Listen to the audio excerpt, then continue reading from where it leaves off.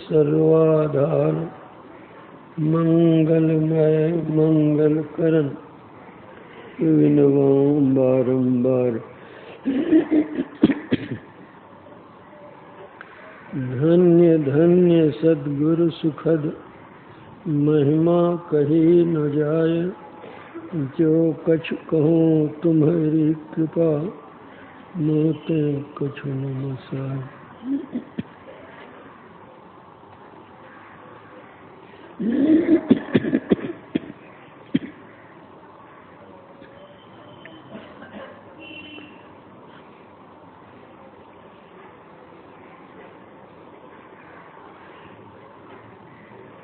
समवेत समादरणीय सज्जन वृंद,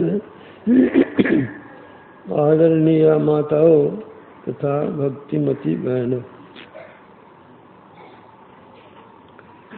दैहिक दैविक भौतिक तापा राम राज काहू नहीं व्यापा।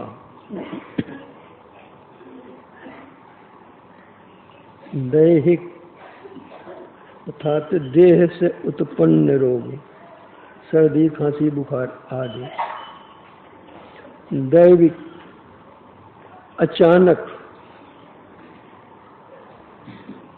जैसे ठोकर लगी, एक्सीडेंट हुआ, वृक्ष से गिर गए, अकस्मात जो कुछ घटना घट जाती है जिससे दुख होता है उसको दैविक ताप कहते हैं। भौतिक ताप कहते हैं जो भूत से कष्ट हो। भूत कहने का मतलब प्राणी, जीव। जीव से जीव को जो कष्ट होता है, जैसे बिच्छू दंश है या सांप ने काट लिया, इस तरह जीव से जीव को जो दुख होता है उसको भौतिक दुख कहते हैं। गोस्वामी जी कहते हैं कि जो कोई राम राज्य में पहुंच जाते हैं वे इन त्रितापों से बच जाते हैं। जो कोई राम राज्य में नहीं पहुंचेंगे तो त्रिताप से संतापित होते रहेंगे। अब समझने की बात यह है कि राम कौन और उनका राज्य कहाँ। जब हम लोग पौराणिक कथा पढ़ते सुनते हैं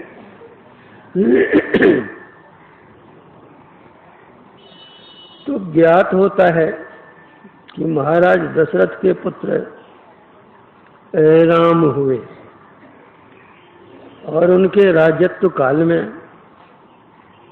किसी को कष्ट नहीं होता था।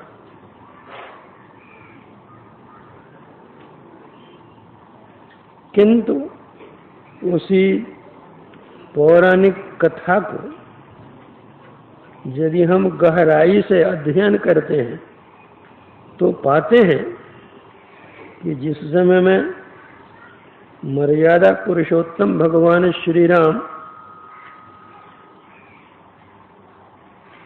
अयोध्या में राज्य करते थे, उस समय भी लोगों को कष्ट हुआ था। और तो और की बात जाने दीजिए,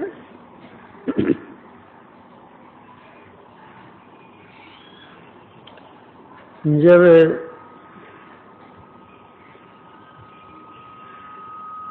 मर्यादा पुरुषोत्तम भगवान श्री राम अनुज लक्ष्मण और श्री सीता देवी के साथ जंगल गए थे, सीता हरण हुआ था, रावण लंका ले गया था। 6 महीने तक श्री सीता देवी जी को लंका में निवास करना पड़ा था। उसके बाद भगवान जाकर रावण को मारकर सीता का उद्धार कर ले आते हैं। राज्य संचालन हो रहा है, सभी सुखी हैं। भगवान श्री राम गुप्तचर भेजते थे कि घूम घूम करके अयोध्या में देखो कहीं किसी को किसी प्रकार का कष्ट तो नहीं है।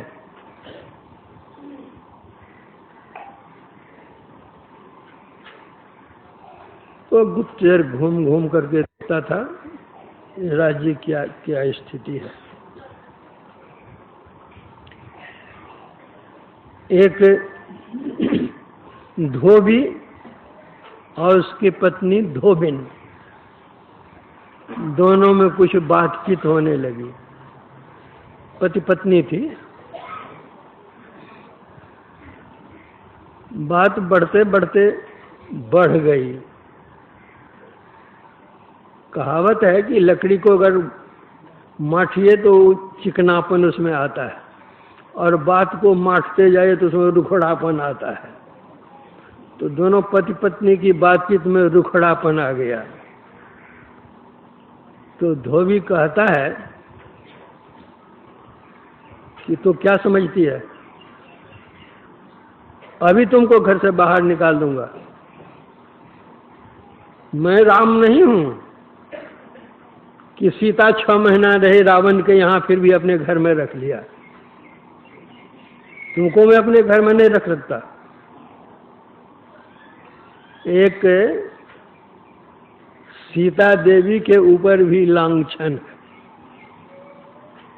श्री राम के ऊपर भी लांछन आ गया कि हम राम नहीं हैं कि सीता जी जैसे तुमको हम रख लेंगे। तो राम का तो राज्य है, और उसी धोबी की बात के कारण सीता जी को वनवास भी हो गया। एक बार तो राम के साथ वनवास हुआ और दूसरी बार अकेले ही वनवास हुआ। तो राम राज्य में दुख कैसे नहीं हुआ, और किसी को हो कि नहीं हो, राम के परिवार में ही उसकी पत्नी को ही। तो फिर कौन सा राम राज्य जिसके लिए गोस्वामी जी ने कहा कि राम राज्य काहू नहीं व्यापार, वह कौन सा राम? वह राम कौन है?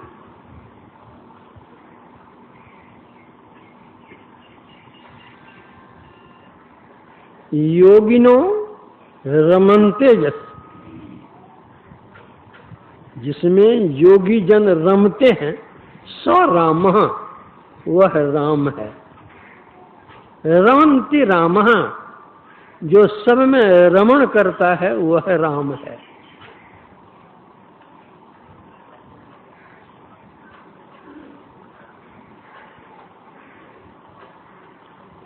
गोस्वामी जी ने बतलाया कि राम कौन जो सब में रमण करते हो।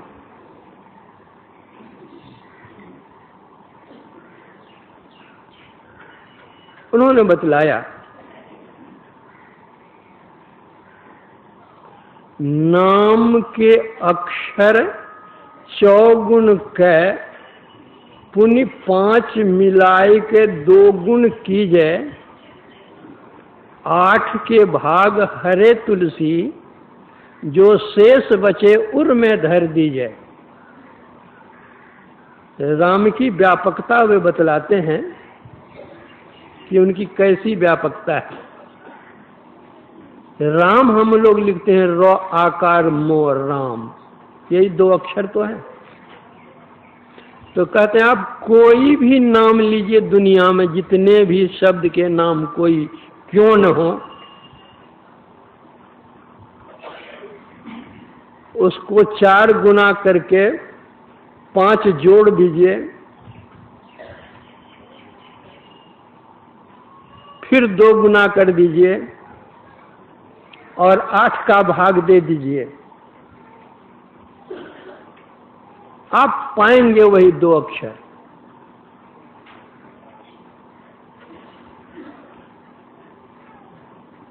वह राम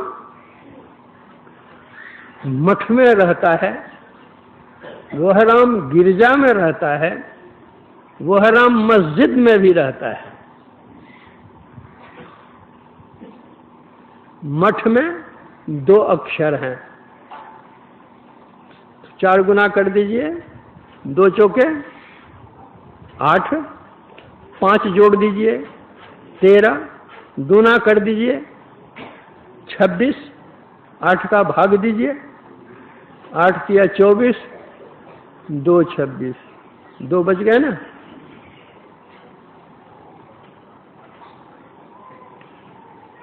वह राम गिरजा में रहता है, गिरजा में 3 अक्षर है, 3 चौके 12, 5 17 दूना 34,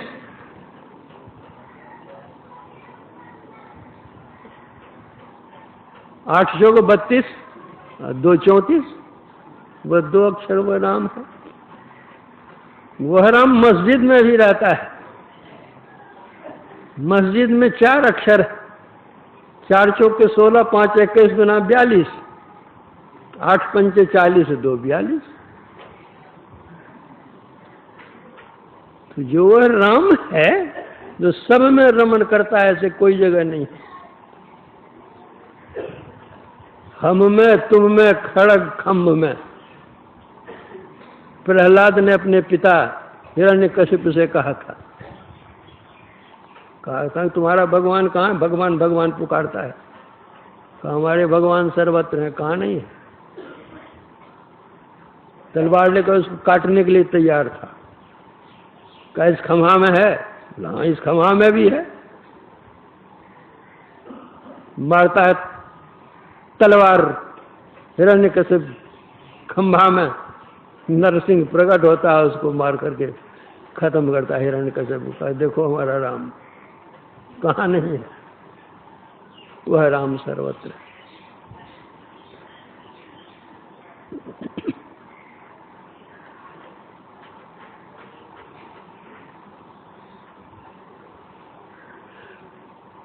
कठोपनिषद में आया है,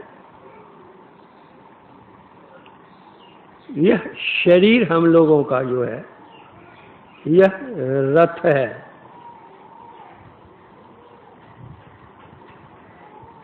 रथ में घोड़े होते हैं, हमारी इंद्रियां ये घोड़े हैं।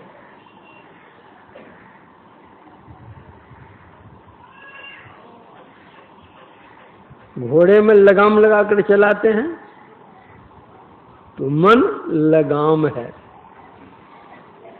लगाम रहती है सारथी के हाथ में, तो बुद्धि है सारथी। और इस रथ पर सवार कौन है? आत्मा। आत्मा है रथी। जब तक हमारी वृत्ति 10 इंद्रियों में घूमती है, विषयों में रमन करती है, तब तक यह 10 मुख रावण बना रहता है। इन 10 इंद्रियों की धारों को समेट करके शरीर रूपी रथ में जहाँ केंद्र है, जहाँ से इंद्रियों की धारा विखंडित होती है, चेतन धाराएं प्रसारित होती हैं, उस केंद्र में केंद्रित कर दें तो हम बन जाएंगे दशरथ। और जब हम दशरथ बन जाएंगे तो हमारे घर में राम का जन्म तो होना ही है। राम जाएंगे कहाँ?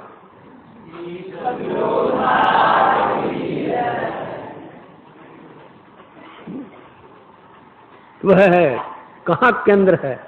वह है आज्ञा चक्र। उस आज्ञा चक्र में केंद्रित कीजिए, तब आपके घर में ही राम का जन्म हो जाएगा, राम राज्य में रहिएगा। जब तक 10 इंद्रियों में घूमते हैं, विचरण करते हैं, तब तो रावण के राज में है। रावण के राज में कहीं सुखी रहता है कोई? राम के राज में सुखी होंगे। इस राम राज में जाइए। इस राम राज में कैसे जाएं? इसी के लिए अभी आप लोगों ने सुना है नवधा भक्ति। भक्ति कीजिए। भक्ति किसकी कीजिए? उस राम की भक्ति कीजिए। और राम ही बतला रहे हैं कि किस तरह से भक्ति कीजिए। और किसको बतला रहे हैं? एक साधारण से साधारण एक नारी को, बेचारी के पास न धन न ऐश्वर्य, कुछ भी नहीं। जाति में भी कहिए कोई उच्च जाति की थी, वह भी नहीं। ऐसी छोटी जाति जिसका पानी भी लोग नहीं पीते थे, जिसके शरीर की छाया देख करके लोग डरते थे, छाया पड़ने पर नहाते थे लोग, उच्च वर्ण के लोग। बिचारी भगवान से हाथ जोड़ करके प्रार्थना करती। जब भगवान राम स्वयं उनके यहाँ आ जाते हैं, उसी जंगल में, और भी ऋषि मुनि के आश्रम थे, लेकिन भगवान आश्रम में नहीं जाकर सबरी की कुटिया में आते हैं।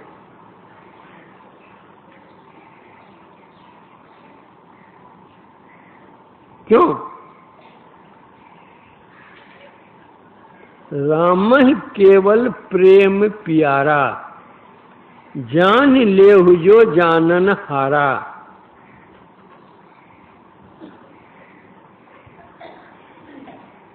भगवान को धन नहीं चाहिए, जन नहीं चाहिए, भगवान को प्रेम चाहिए।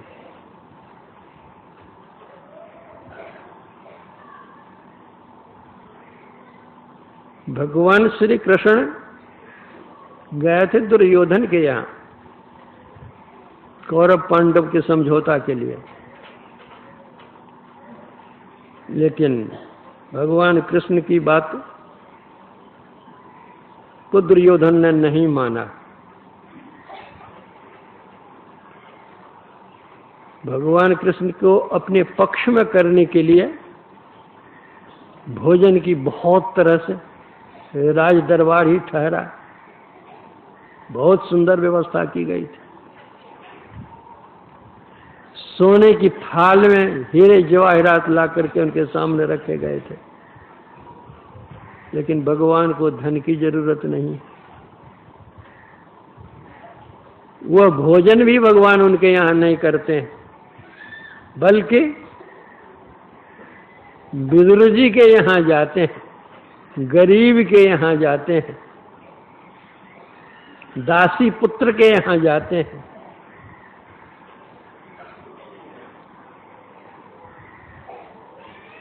विदुर जी घर में नहीं थे, उनकी पत्नी थी। सुनती है कि भगवान आए हैं, प्रेम में विह्वल हो गई बेचारी, अपने शरीर के तन की सुध भी नहीं रही। आ गए हैं भगवान। केले थे पके घर में, केले छिल छिल करके खिलाती है। तो केले तो क्या खिलाएगी, केले का जो गुद्दा है वो तो फेंक रही है, छिलका भगवान के हाथ में दे रही है। उसको होश ही नहीं है कि हम क्या खिला रहे हैं, नहीं खिला रहे हैं। भगवान भी प्रेम से भोग लगा रहे हैं। कहाँ तो 56 प्रकार का भोजन जो वहां दुर्योधन किया उसको छोड़ करके और यहाँ छिलका खा रहे हैं। इतने में क्या कहते हैं, आ जाते हैं विदुर जी। देखते हैं उनके शरीर की भी सुधि नहीं है, कपड़े वस्त्र का भी कोई ठिकाना नहीं है देह पर। तो विदुर जी कहते, पगली क्या कर रही है, भगवान को क्या खिला रही है, ऐसे बैठती है। तो सर तन की सुधि होती है और देखते हैं तेरे गुदा तो सब अलग फेंक रहे हैं, छिलका खिला रहे हैं भगवान को। बड़ी लज्जा हुई, खिलाने लगी गुदा। तो भगवान कहते हैं जो स्वाद छिलका में था गुदा में नहीं है।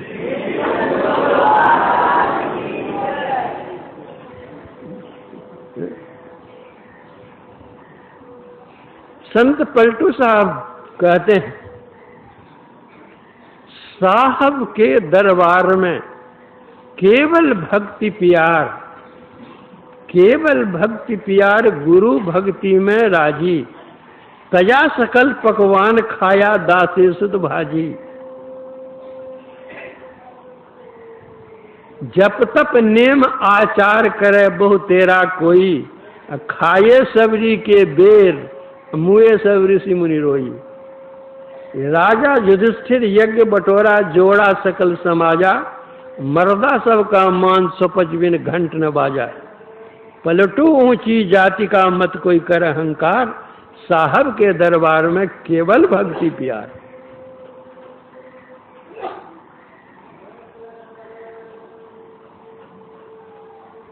तजा सकल पकवान खाया दासी सुधु। जपी तपी सन्यासी कितने उस जंगल में थे, लेकिन उनके यहाँ नहीं जाकर, नहीं खाकर सबरी के यहाँ बेर खाते हैं। राजा युधिष्ठिर महाराज ने राजसूय यज्ञ किया, बड़े बड़े राजे महाराजाओं को निमंत्रण दिया, बड़े बड़े महात्मा लोग सब भी आए, साधु लोग भी आए, सबको भोजन कराए, सबको दान दक्षिणा देकर विदा किए। लेकिन भगवान कृष्ण ने कह दिया था कि जब यज्ञ पूरा होगा तो 3 बार घंटा बजेगा, लेकिन यज्ञ पूरा हो जाने के बाद भी 1 घंटा नहीं बजा। 3 को तो कौन कहे। युधिष्ठिर महाराज बड़े उदास हुए कि इतना खर्च किया, इतना परिश्रम, और घंटा 1 बार भी नहीं बोला। पूछते हैं भगवान श्री कृष्ण से कि आपने तो कहा था कि यज्ञ पूर्ण होगा तो घंटा बजेगा, 3 बार 1 बार भी नहीं बजा। तो भगवान कृष्ण ने कहा कि हाँ, यज्ञ तो आपने जरूर किया है, लेकिन संत का भोजन नहीं हुआ है। राजे महाराजे महात्मा सबके तो भोजन करा चुके आप, लेकिन संत का भोजन नहीं हुआ।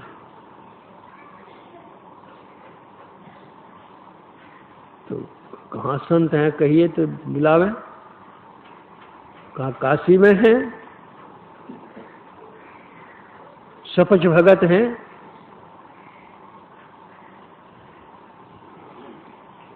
बुलाने के लिए कौन जाए। का रथ लेकर के जाइए, अपने से जाइए, किसी को भेजिए जो उनका आदर सत्कार करके ले आवे। युधिष्ठिर महाराज तो यज्ञ में लगे हुए थे, भीम सेन को भेजा गया, कहा कि जाओ आदर सत्कार का ले आओ उनको। जब भी उन्होंने सुना कि स्वपच हैं, तभी तो नाक भौं सिकड़ गया इनका कि हम क्षत्रिय बाबू हैं और जाएंगे स्वपच के यहाँ क्या गए तो खुशामद करने की आज्ञा है, तो लाचारी जाना ही पड़ता। रथ लेकर के जाते हैं, मन में सोचते जाते हैं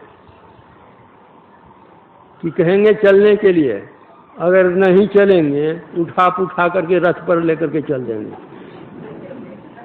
10,000 हाथी का बल था ना, उनके शरीर में 10,000 हाथी का बल था। गए रथ लेकर के, पूजा पर बैठे ही थे स्वपच भगत जी, पहुंच गए यहाँ। पूछते हैं भीम से, कहाँ आए भीम? आपको ले जाने के लिए आए हैं, महाराजा ने भेजा है।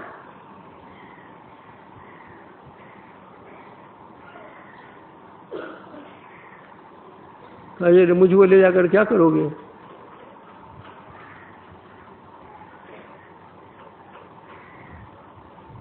अच्छा, बात तो पीछे करूंगा। देखो मैं तो बैठ गया हूँ पूजा करने के लिए, मेरी माला देखो खुटी पर टंगी हुई, जरा माला दे दो, पूजा करता हूँ, फिर तो बात करूंगा। अब इनके मन में होता है कि डोम की माला छुएंगे तो कैसे,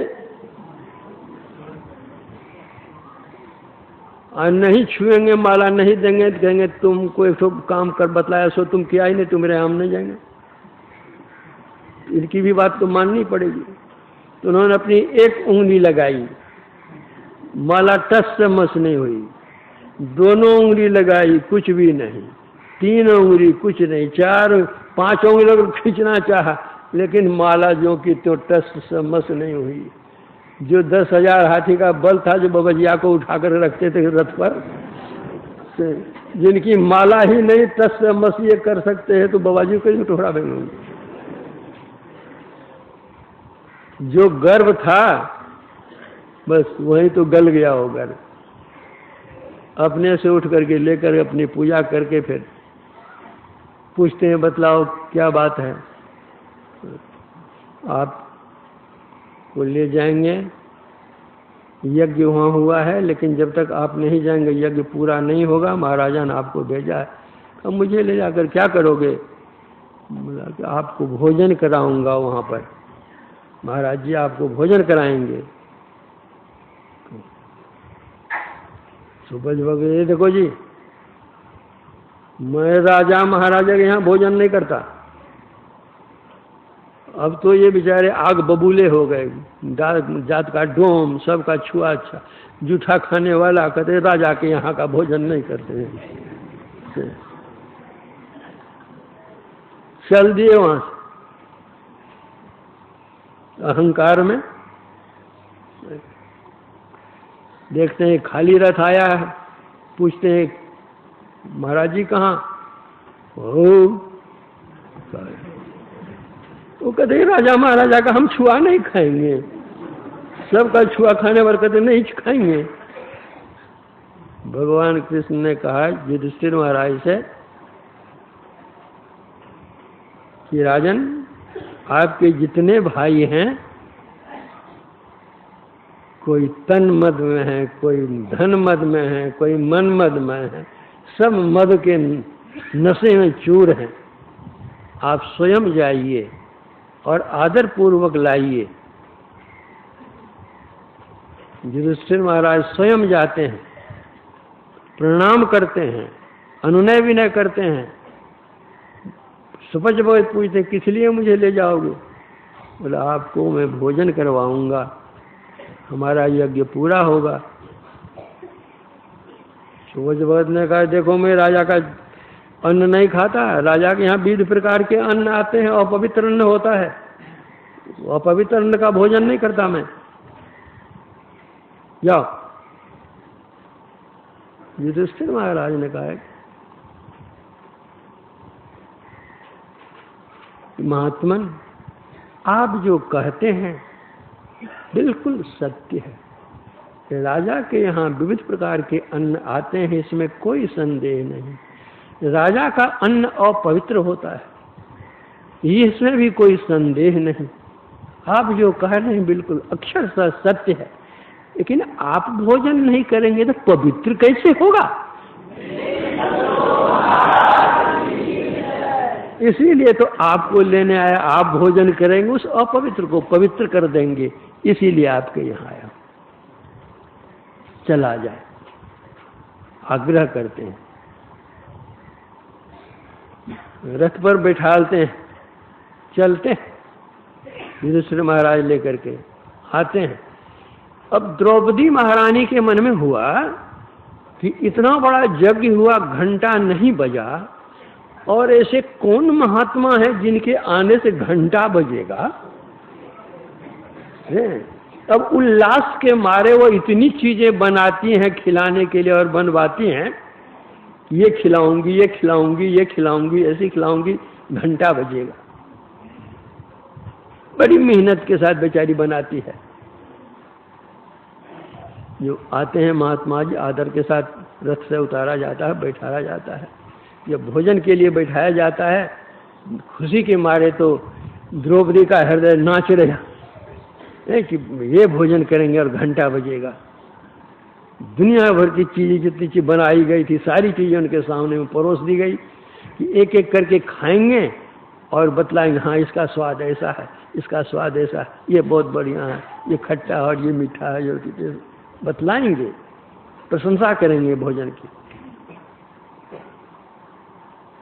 साधु तो साधु ही होते हैं, जो स्वादु होते हैं वे एक एक करके देखेंगे क्या है, नहीं वे तो स्वादु नहीं थे, वे तो साधु थे।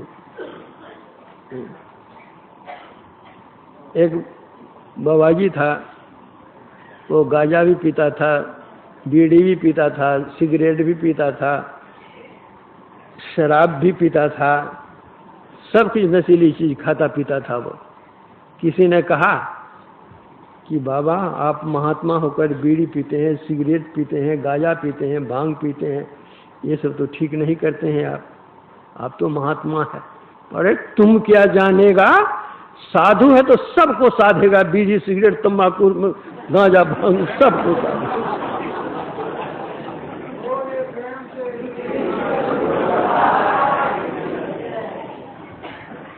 तो वैसे साधु तो वे नहीं थे, स्वाद लेंगे।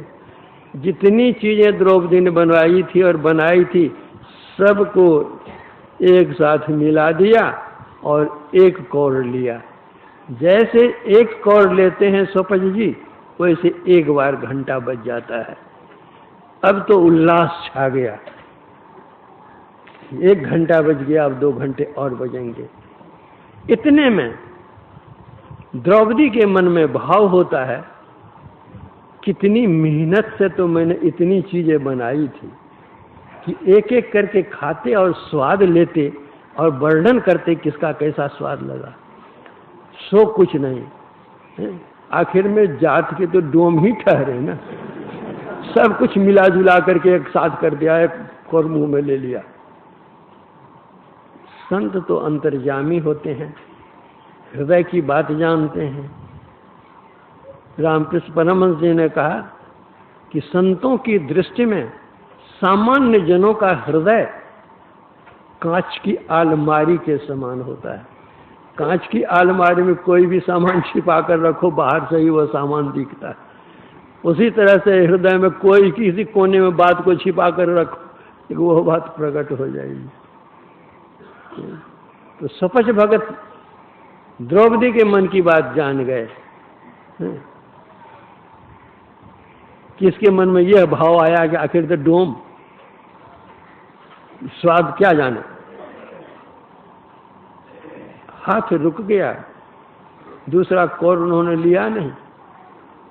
युधिष्ठिर महाराज भी वहां पर बैठे हुए थे। युधिष्ठिर महाराज ने कहा कि महात्मन भोग लगाया जाए। आपने 1 कौर लिया, 1 घंटा बजा, और लिया जाए। युधिष्ठिर महाराज की बात सुनकर स्वपच महाराज कहते हैं कि युधिष्ठिर, जो संत का भोजन था वह तो हो चुका, अब जो भोजन होगा वो तो स्वपच डोम का भोजन होगा।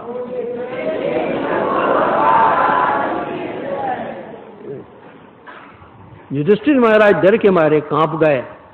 कहा महाराज ऐसी बात आप कैसे कह रहे हैं,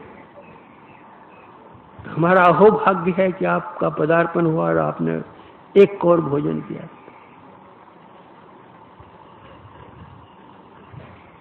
स्वपच महाराज कहते हैं द्रौपदी से पूछो तो। अब तो द्रौपदी बेचारी डर के मारे कांपने लगी, हाथ जोड़ कर करने लगी, प्रभु मुझसे गलती हुई, नारी जाति में छोटी बुद्धि की, ओछी बुद्धि की, आप क्षमा कीजिए, भोजन कीजिए। युधिष्ठिर महाराज अनुनय विनय करने लगे कि महाराज भोजन किया जाए। स्वपच जी बोले भोजन तो मैं कर लूंगा, लेकिन जो घंटा बज गया वो बज गया, अब नहीं बजेगा। भोजन किए उसके बाद फिर दूसरा तीसरा घंटा बजा नहीं। तो वही संत पलटूदास जी महाराज कहते हैं, राजा युधिष्ठिर यज्ञ बटोरा, जोड़ा सकल समाजा, मर्दा सबका मान स्वपच बिन घंट ने वाजा। पलटू ऊंची जाति का मत कोई कर अहंकार, साहब के दरबार में केवल भक्ति प्यार।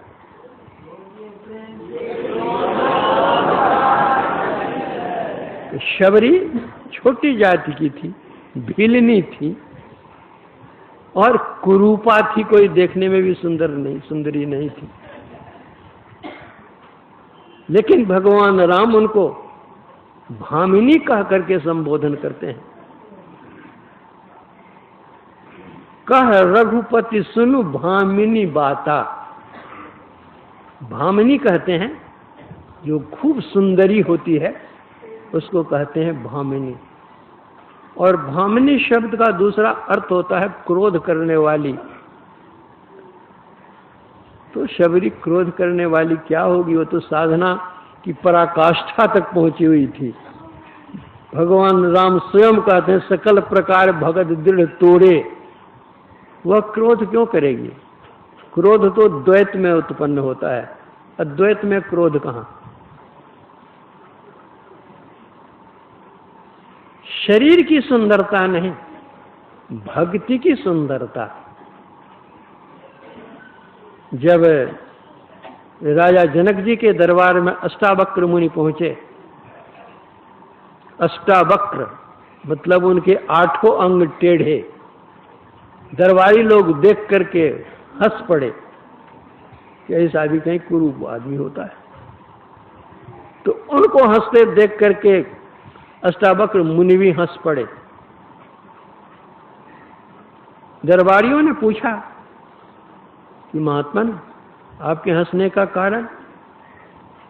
अष्टावक्र मुनि ने कहा पहले आप लोग हंसे हैं, आप लोग पहले अपने हंसने का कारण बताइए, तो फिर मैं अपने हंसने का कारण बताऊंगा।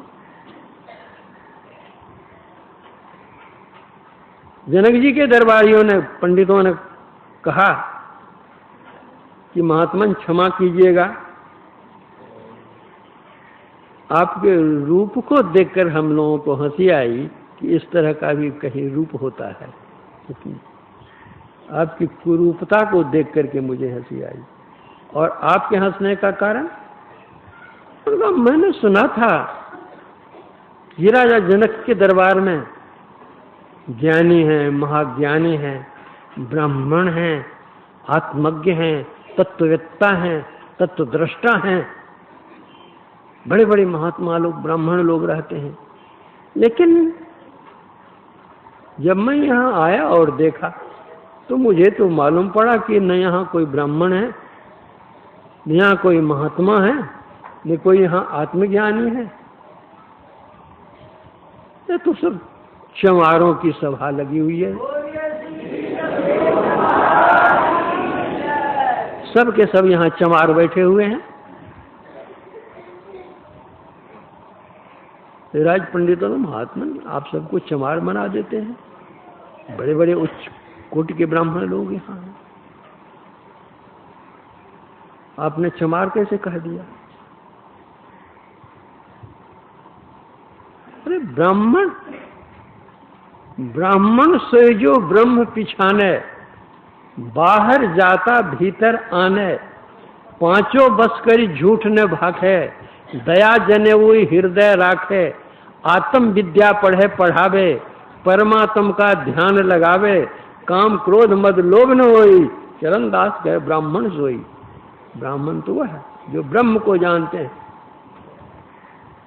तुम लोगों ने तो आत्मा की पहचान की नहीं, तुम लोगों ने चमड़े की पहचान की, मेरा चमड़ा टेढ़ा, मुंह टेढ़ा, हाथ टेढ़ा, पैर टेढ़ा। तो हड्डी और चमड़े की पहचान तुमने की, आत्मा की पहचान कहाँ की? जो हड्डी और चमड़े की पहचान करते वो चमार में तो ब्राह्मण कैसे होगा?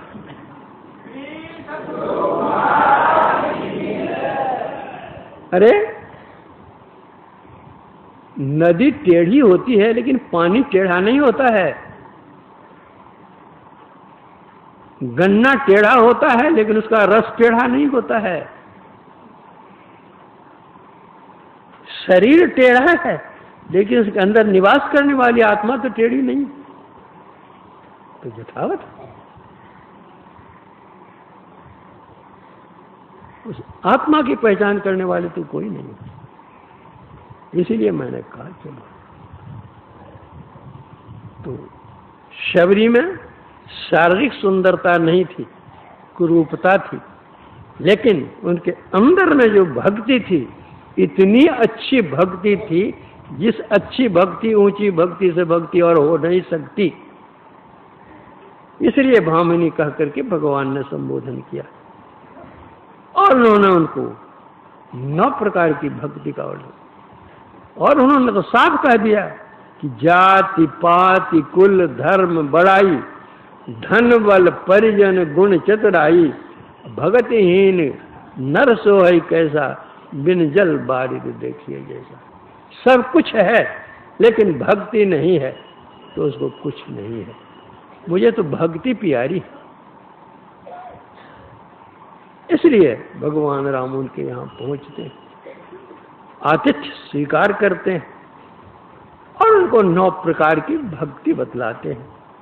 उनको वे 9 प्रकार की भक्ति क्या बतलाएंगे, उनको माध्यम बना करके हम लोगों को वे 9 प्रकार की भक्ति बतलाते हैं कि जन साधारण भक्ति कैसे करेंगे, इसलिए वो 9 प्रकार की भक्ति करते हैं। फिर दूसरे दिन सुनिएगा, रविवार है, गुरु कीर्तन कहिए, आरती कहिए।